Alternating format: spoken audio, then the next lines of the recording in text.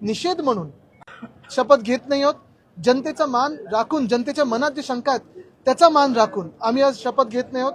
महत्वाची गोष्ट हीच ठरेल की लोकशाहीचा जो लॉंग मार्च आहे, लोकशाहीचा जो आपण पाहत असाल एक मोर्चा आम्ही हाती घेणार आहोत, इथपासून सुरुवात होते.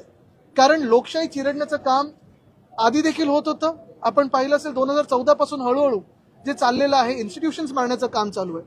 लोकसभेत जनतेने निकाल दिला, पण तोच निकाल चिरडण्याचं काम या सरकारने करायचा प्रयत्न केलेला आहे. त्याच्या विरोधात आम्ही आज हे पाऊल उचललेलं आहे. ही जी काय निवडणूक आयोगाने अरेंजमेंट करून दिलेली आहे व्यवस्थित, त्या अरेंजमेंट बद्दल बोलावंच लागेल.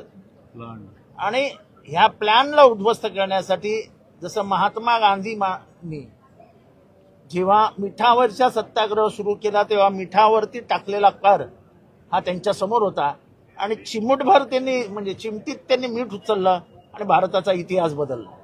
मार्कडवाडी हे आधुनिक भारताच्या मार्ग बदलण्याच्या कामाला सुरुवात करेल.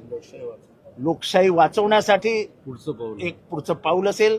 कारण का पवार साहेब उद्या जात आहेत, त्याच्यानंतर राहुल गांधी येत आहेत आणि महाराष्ट्राच्या जनता मनावर घेईल आणि हे सर्वकडे जर पसरलं तर आपल्याला अडचण होईल. म्हणून सरकार हे प्रकरण दाबू इच्छित आहे. तिथे अटकसत्र सुरू झालंय, पण आम्ही मार्कडवाडीच्या लोकांना ग्वाही देतो की आम्ही सगळे आमदार जेवढी ताकद आमच्यात आहे तेवढी ताकद लावून मार्कडवाडीच्या लोकांनी जो लोकशाही वाचवण्याकरता पुढाकार घेतला होता आम्ही त्यांच्या बरोबर आहोत. महाराष्ट्रातलं हे सरकार जनतेतलं नाही. जनतेतलं राहिलं असतं तर राज्याभिषेकासारखा सोहळा करून करोडो रुपये, अरबो रुपये जनतेचे खर्च केले नसते आझाद मैदानावर. हे सरकार आपली खुशी आपण व्यक्त करते असं चित्र आपण पाहतोय.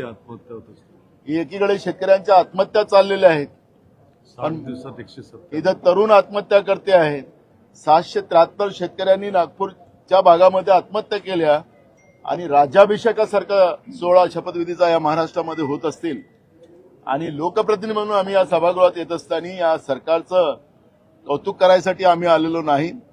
जनतेचा आवाज घेऊन आम्ही आलो आणि आता ज्या जनभावना आहेत त्या जनभावनेचा आधार घेऊन आम्ही आज शपथविधी न घेण्याचा निर्णय आम्ही घेतला. घ्यायचा की नाही घ्यायचा तोही निर्णय आम्ही अजून ठरवलेला नाही. त्यामुळे या सगळ्यांवर वरिष्ठांशी चर्चा करून आम्ही नंतर निर्णय करू अशा पद्धतीची भूमिका आम्ही घेतलेली आहे.